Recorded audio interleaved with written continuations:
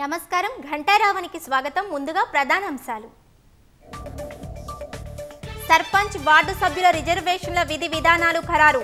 సాయంత్రం వరకు రిజర్వేషన్ల ప్రక్రియ పూర్తికి సర్కార్ కసరత్తు.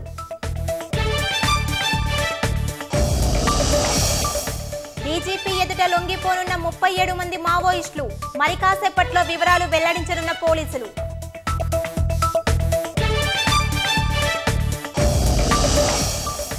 ఢిల్లీలో 4 అంతర్జాతీయ ఆయుధ ముఠా సభ్యులు అరెస్ట్. 10 అత్యాధునిక తుపాకులు, బుల్లెట్లు స్వాధీనం.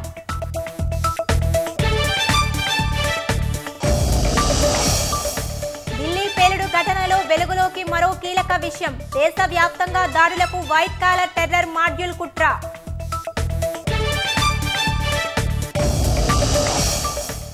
భారత్ పాక్ యుద్ధాన్ని చర్చలతో ఆపానని మరోసారి ట్రంప్ గొప్పలు.